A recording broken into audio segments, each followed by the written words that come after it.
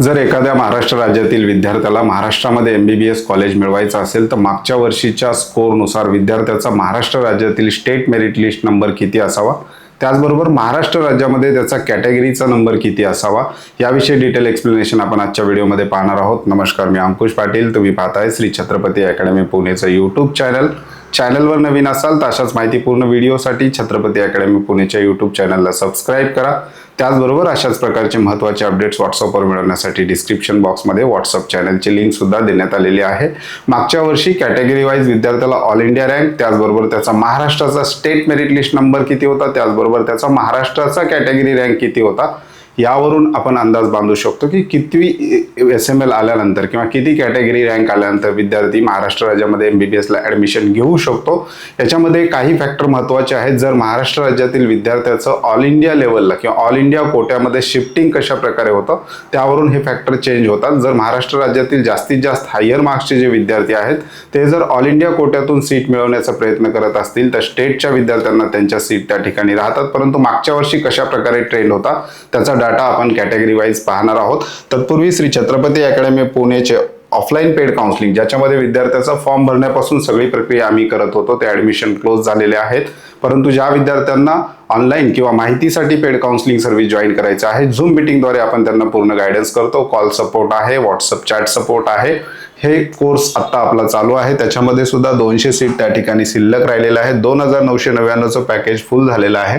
आता 4999 मध्ये विद्यार्थ्याला हे संपूर्ण सेवा मिळणार आहेत. फक्त याच्यामध्ये विद्यार्थ्याला जो काही फॉर्म आणि चॉईस फिलिंग जी आहे ती विद्यार्थ्याला स्वतः करावी लागणार आहे. लिस्ट वगैरे आपण त्या ठिकाणी प्रोव्हाइड करणार आहोत. याच्यामध्ये सुद्धा 200 सीट आता बाकी आहेत.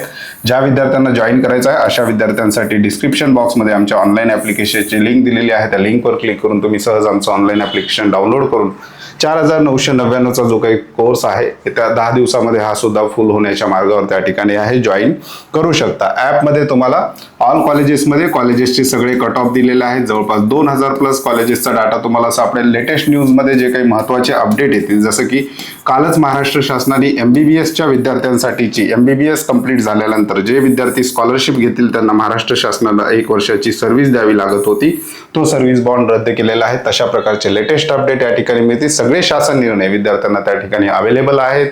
ॲडमिशनसाठी उपयोगी असणारे शासन निर्णय तुम्हाला फ्री बुकलेट कंटेंटमध्ये मिळतील. लाईव्ह काउन्सिलिंगमध्ये झूम वेबिनार आहे. चॅट सपोर्ट सुद्धा विद्यार्थ्यांना या ठिकाणी दिलेला आहे. ॲपची लिंक डिस्क्रिप्शन बॉक्समध्ये दिलेली आहे. मुख्य विषयाकडे येऊयात. महाराष्ट्र राज्यातील मागच्या वर्षीचा MBBSचा ट्रेंड कशा प्रकारे होता ते सुद्धा पाहूयात. कॅटेगरी वाईज गव्हर्नमेंट MBBS कॉलेजचा जर आपण विचार केला महाराष्ट्र राज्यातील तर government MBBS college SC category all India rank विद्यार्थ्याची होती. शेवटचा क्लोजिंग रँक जो आपण म्हणतो विद्यार्थी तो 1,74,550. त्या विद्यार्थ्याचा state merit list number SML हा कधी येत असतो, जेव्हा महाराष्ट्र शासनाचं स्टेट कोट्याचं शेड्यूल येईल. स्टेट कोट्याचा फॉर्म हा संपूर्ण कोर्सेससाठी एकच असतो. चॉईस फिलिंगला 3 वेगवेगळे ग्रुप केले जातात. नंतरच्या व्हिडिओमध्ये आपण ते डिटेल पाहणार आहोत.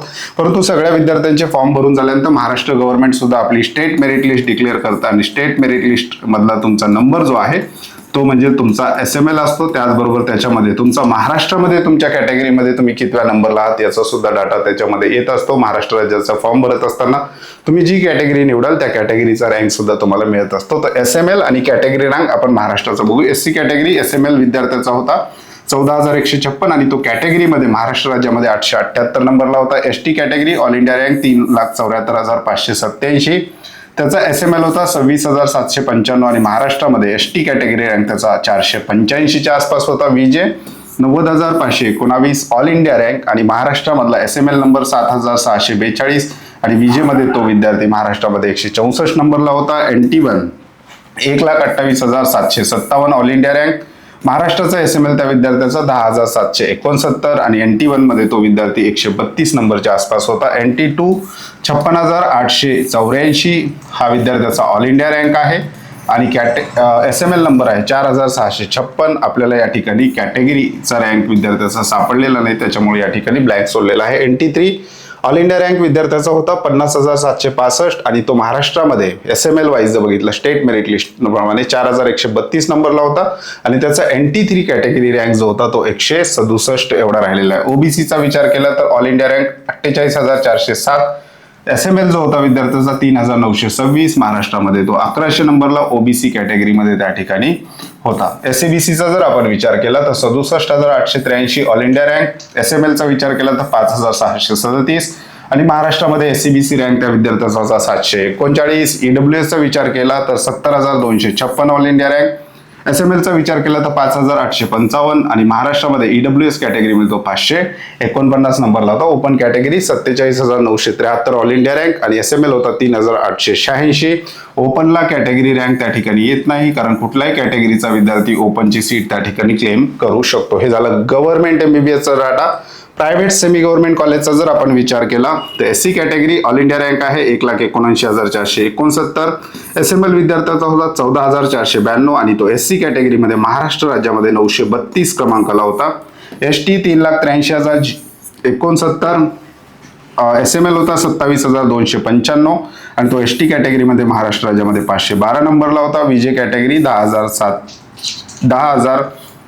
1,07,414. SML होता 9,090 आणि तो VJ कॅटेगरीमध्ये महाराष्ट्रात 208 नंबरला होता. NT1 1,46,953 all India rank. SML चा विचार केला तर 12,198 आणि तो NT1 मध्ये 165 नंबरला त्या ठिकाणी होता. NT2 all India rank 88,472. महाराष्ट्राचा SML 7,468 आणि तो NT2 मध्ये 371 नंबरला होता. NT3 86,205 ऑल इंडिया रँक आहे. SML चा विचार केला तर 7,282 आणि NT3 मध्ये तो विद्यार्थी 292 क्रमांकाला होता. OBC चा जर आपण विचार केला, OBC विद्यार्थी संख्या जास्त असते. 88,678 हा विद्यार्थ्याचा ऑल इंडिया रँक होता आणि 7,486 त्याचा SML नंबर होता, महाराष्ट्रातला नंबर होता आणि तो OBC कॅटेगरीमध्ये 2,183 क्रमांकाला त्या ठिकाणी त्याचा कॅटेगरीच्या नंबरवर तो विद्यार्थी त्या ठिकाणी सिलेक्ट झालेला आहे. हा आकडा मला पुन्हा एकदा चेक करावा लागेल. ओबीसीच्या बाबतीत SCBC 88,843 आणि SML होता 7,499. तो SCBC कॅटेगरीमध्ये 1,042 क्रमांकाला होता. EWS 88,112. ओपन 88,112, कारण प्रायव्हेट सेमी गव्हर्नमेंट कॉलेजला EWS साठी सीटचं रिझर्वेशन त्या ठिकाणी नसतं. त्या विद्यार्थ्यांना ओपन मधूनच सीट अलॉट केली जाते. त्यामुळे या ठिकाणी आपण ओपनचाच ऑल इंडिया रँक घेतलेला आहे. आणि कॅटेगरी रँक जे आहे म्हणजेच ओपनच्या मेरिटवर NTDचा विद्यार्थी त्या ठिकाणी सिलेक्ट झालेला आहे. त्याचं कारण चॉईस फिलिंग करत असताना एअर मार्किंगचा उपयोग विद्यार्थ्यांनी योग्य पद्धतीने केलेला आहे. एअर मार्किंग कशा प्रकारे वापरायचं आहे चॉईस फिलिंग करताना, आपल्याला अपेक्षित कॉलेजपर्यंत कशा प्रकारे पोहोचायचं, हे सगळं गायडन्स विद्यार्थ्यांना झूम मीटिंगद्वारे आपण त्या ठिकाणी करत असतो. लिमिटेड सीट आहे. 4,999चा हा कोर्स आहे. विद्यार्थ्यांनी हा जॉईन करावा. झूम मीटिंगद्वारे तुम्हाला सगळं गायडन्स त्या ठिकाणी मिळेल. आयडियल प्रेफरन्स लिस्ट मिळतील, कॉलेजच्या आयडियल लिस्ट मिळतील, त्याचबरोबर त्याच्यामध्ये हॉस्पिटल, त्याचबरोबर बेड्सची संख्या, त्याचबरोबर इस्टॅब्लिशमेंट UGPG आहे का, हा संपूर्ण डाटा विद्यार्थ्यांना त्या ठिकाणी मिळणार आहे. याच्यामध्ये कॉलिंग सपोर्ट आहे, चॅट सपोर्ट विद्यार्थ्यांना त्या ठिकाणी आहे. फक्त फॉर्म मात्र विद्यार्थ्याला स्वतः त्या ठिकाणी भरावे लागणार आहे. तो तास आजच्या व्हिडिओमध्ये आपण इथेच थांबतोय. पुन्हा भेटूयात आणखी एका नव्या आणि माहितीपूर्ण व्हिडिओमध्ये. धन्यवाद.